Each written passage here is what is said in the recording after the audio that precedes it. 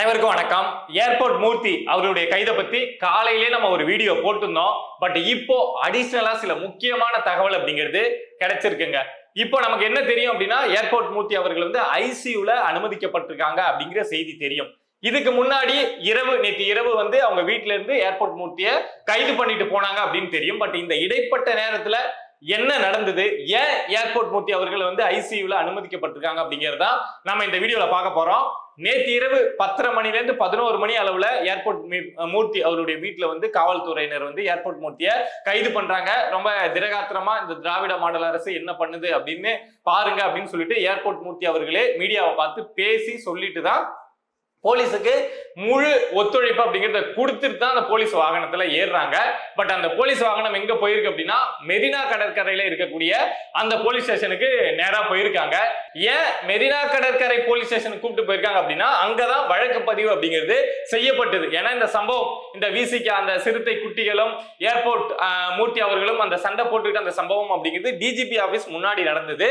DGP office எங்க இருக்கு அப்படின்னு பாத்தீங்கன்னா, மெரினா கடற்கரைக்கு நீங்க போயிருந்தீங்கன்னாவே தெரியும், அந்த ரோட்டை ஒட்டியே இருக்கும். சோ அதனால வழக்கு பதிவு அப்படிங்கிறது அந்த சம்பவம் நடந்த அந்த மெரினா கடற்கரை அந்த காவல் நிலையத்துல தான் பதிவு செய்யப்பட்டது. சோ அதனால நேரடியா ஒரு 2 மணி நேரம் அங்கங்க அப்படி சுத்தி, உங்களுக்கு தெரியும் போலீஸ் வந்து ஒரு நபரை கைது பண்றாங்க அப்படின்னா நேரடியா ஸ்டேஷனுக்கு கூப்பிட்டு போக மாட்டாங்க. கொஞ்சம் பயம் கொடுத்துறதுக்காக அங்கங்க சுத்தி கொஞ்சம் மிரட்டெல்லாம் காமிச்சு அந்த ஸ்டேஷனுக்கு கூப்பிட்டு போவாங்க. சோ அப்படி அந்த போலீஸ் ஸ்டேஷனுக்கு கூப்பிட்டு போயிருக்காங்க. கூப்பிட்டு போனதுக்கு அப்புறம் அவங்களை வந்து ரிமாண்ட் பண்ணணும் அப்படிங்கிறதுக்காக அதுக்கு முன்னாடி ஃபிட்னஸ் டெஸ்ட் அப்படிங்கிறது அதை செக் பண்ண வேண்டியது அப்படிங்கிறது அவசியம். எந்த ஒரு குற்றவாளியை நீங்க வந்து ரிமாண்ட் பண்ண போறீங்க அப்படின்னாலும் அவங்க ஃபிட்டா இருக்காங்களா, ஏன்னா உங்களுடைய காவல் நிலையத்தோட கஸ்டடியில வந்து உங்களுக்கு ஏதாவது ஆயிடுச்சுன்னா காவல் நிலையம் தானே பொறுப்பு, காவலர்கள் தானே பொறுப்பு. சோ அதுக்காக ராயப்பேட்டை மருத்துவமனைக்கு கூப்பிட்டு போயிருக்காங்க ஏர்போர்ட் மூர்த்தி அவர்களை. அங்க போயிட்டு பாக்குறப்ப அவருக்கு வந்து பிபி அப்படிங்கிறது ரொம்ப அதிகமா இருந்திருக்கு, எப்பொழுதும் இருக்கிறத விட ரொம்ப அதிகமா இருந்திருக்கு. அந்த நேரத்துல ஒரு மாத்திரை ராயப்பேட்டை மருத்துவமனையில இருந்து ஒரு டேப்லெட் அப்படிங்கிறது ஏர்போர்ட் மூர்த்தி அவர்களுக்கு கொடுக்கப்பட்டிருக்கு. அதை சாப்பிட்டதுக்கு அப்புறம், டேப்லெட்னா சாப்பிட்டா பிபி அதிகமா இருக்கு, சாப்பிட்டா பிபி கம்மியெல்லாம் ஆகணும். ஆனா இன்னும் ஏற்கனவே இருந்தது, ஏற்கனவே ஹை பிபி, அதுல இது இந்த டேப்லெட்டை சாப்பிட்டதுனால ஏர்போர்ட் மூர்த்தி அவர்களுக்கு இன்னும் அந்த பிபி வந்து ரொம்ப அதிகமாயிருக்கு. ஆள் வந்து நிலை தடுமாற அந்த லெவலுக்கு போயிருக்காங்க. இதுல இன்னொரு முக்கியமான விஷயம் என்ன சொல்லணும் அப்படின்னு நினைக்கிறேன்னா, ஏர்போர்ட் மூர்த்தி அவர்களுக்கு வந்து ஆல்ரெடி சுகர் பிரச்சனை இருக்கு, அதே மாதிரி ஹை பிபி பிரச்சனை அப்படிங்கிறது இருக்கு.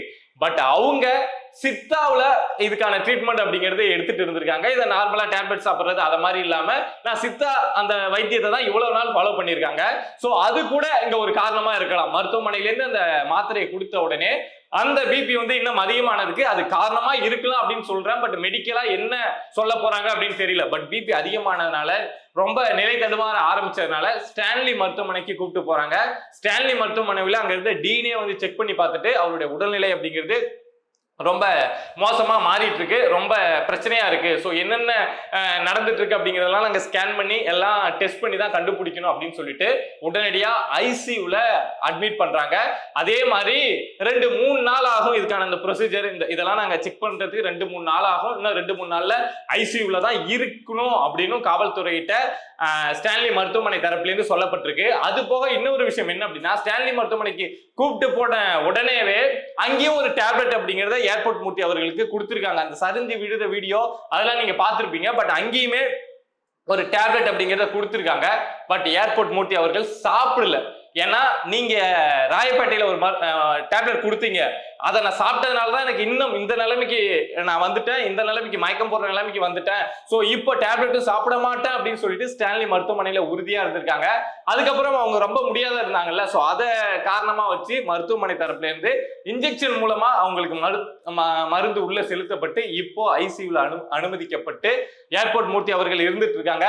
எந்த பிரச்சனையும் வராது அப்படின்னு நினைக்கிறேன். ஏன்னா ரொம்ப ஸ்ட்ராங்கான பர்சன், இதெல்லாம் இதுக்கெல்லாம் பயப்படக்கூடிய மனுஷன் கிடையாது. பிரச்சனையே இருந்தாலும் தைரியமா எழுந்து வரக்கூடிய ஒரு மனுஷன் தான். பட் சீக்கிரம் இந்த மருத்துவமனையிலேருந்து அவங்க டிஸ்சார்ஜ் ஆகி வரணும், அவங்க உடல்நிலம் வந்து சரியாகணும் அப்படின்னு கேட்டுப்போம். பட் இதுல நமக்கு இருக்கக்கூடிய கேள்வி என்ன அப்படின்னா, நீங்க பாருங்களேன், பொதுவா ஒரு நபர் வந்து குற்றம் செஞ்சுட்டாங்க அப்படின்னா, அப்ப குற்றம் செஞ்ச நபர் அப்படின்னா என்ன நடக்கும் அப்படின்னா, கைது செய்யப்படுறதுக்கு முன்னாடியே ஒரு அரசியல்வாதி இருக்காங்க, ஒரு பெரிய தலைகள் இருக்காங்க அப்படின்னா கைது செய்யப்படுறதுக்கு முன்னாடியே ஐயோ எனக்கு நெஞ்சு வலி வந்துருச்சு, எனக்கு மண்டை வலி வந்துருச்சு, வயிற்று வலி முட்டியில வந்துருச்சு, முட்டி வலி காதுல வந்துருச்சு அப்படின்னு கதையா விடுவாங்க. கைதே நடக்காது, நேரா வந்து மருத்துவமனைக்கு தான் கூட்டு போவாங்க. குற்றம் செஞ்ச நபர்கள் அப்படின்னா இதுதான் நம்ம அரசியல்ல நடக்கக்கூடிய விஷயம். இதுவே குற்றம் செய்யாத ஒரு நபர் இருக்காங்க அப்படின்னா நீங்க இதுக்கு முன்னாடி நிறைய பேரை பார்த்துருக்கலாம். குற்றம் செய்யாத மக்களுக்காக நிக்கக்கூடிய நபர்கள்லாம் கைது செய்யறாங்களா, நான் கெத்தா வரேன் அப்படின்னு போவாங்க. ஆனா உள்ள போனதுக்கு அப்புறம் இந்த காவல்துறை கஸ்டடிக்கு எடுத்ததுக்கு அப்புறம் ரிமாண்ட் எடுத்ததுக்கு அப்புறம் அவங்க மருத்துவமனையில சேர்க்கப்படுறதும், அவங்க கைகால் உடைக்கப்படுறதும், அவங்களுக்கு டார்ச்சர் கொடுக்கக்கூடிய விஷயங்கள் அப்படிங்கிறது தொடர்ச்சியா நடந்திருக்கு.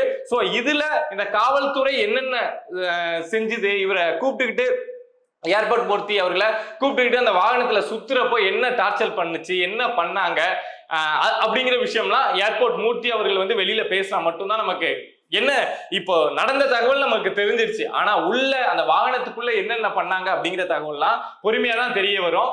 குற்றவாளி குற்றம் செஞ்சவன் வெளியிலே நெஞ்சு வலி வருதுன்னு படுத்துக்கிறான் நம்ம செந்தில் பாலாஜி மாதிரி.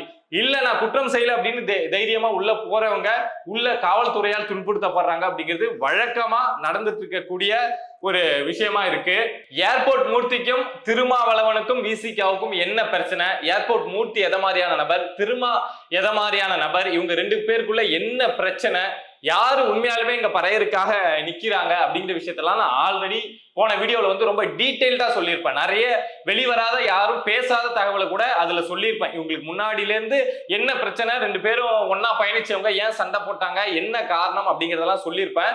நீங்க போய் பார்த்தீங்க அப்படின்னா தெரியும் இங்க பட்டியலின சமூக மக்களுக்காக திருமாவளவன் நிக்கிறாரா, ஏர்போர்ட் மூர்த்தி அவர்கள் நிக்கிறாங்களா அப்படிங்கிற விஷயம் உங்களுக்கே தெரிய வரும். ஒரு நல்ல மனுஷன் இப்ப ஐசியூல இருக்காரு, அவருக்கு நம்மளுடைய ஆதரவை தெரிவிச்சுப்போம். எந்த ஒரு பயம் வருத்தம்லாம் கிடையாது. மனுஷன் தெளிவா திரும்ப வந்து சிறப்பா வெளியில வந்து சம்பவம் செய்வாரு.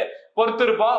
அடுத்தடுத்து இந்த சம்பவத்துல என்ன நடக்குது, திரும்ப அந்த குட்டி சிறுத்தைகள் எல்லாம் இதுல என்னதான் பண்ண போறாங்க அப்படிங்கிறத பொறுத்திருந்து பார்ப்போம். இது சம்பந்தமா வேற ஏதாவது முக்கியமான அறிவிப்புகள் வெளியில வந்தது அப்படின்னா, இந்த விஷயத்துல ஏதாவது முக்கியமான டெவலப்மெண்ட் நடந்தது அப்படின்னா நான் கண்டிப்பா உங்க கூட வந்து ஷேர் பண்ணுவேன். நீங்க நம்மளை சுத்தி நடக்கக்கூடிய விஷயங்கள், அது அரசியல் சார்ந்த விஷயங்களாக இருக்கலாம், இல்ல சமூகம் சார்ந்த விஷயங்களாக இருக்கலாம், எதுவா இருந்தாலும் நீங்க தெரிஞ்சுக்கணும் அப்படின்னு நினைச்சீங்கன்னா மறக்காம பிரபா டாக்ஸ் சேனலை சப்ஸ்கிரைப் பண்ணி சப்போர்ட் பண்ணுங்க. நீங்க இருக்கீங்க அப்படிங்கிற நம்பிக்கையில தான் நான் இங்க உட்கார்ந்து பல விஷயங்களை ரொம்ப தைரியமா எடுத்து பேசிட்டு இருக்கேன். சப்போர்ட் பண்ணுவீங்க அப்படின்னு நம்புறேன். நன்றி.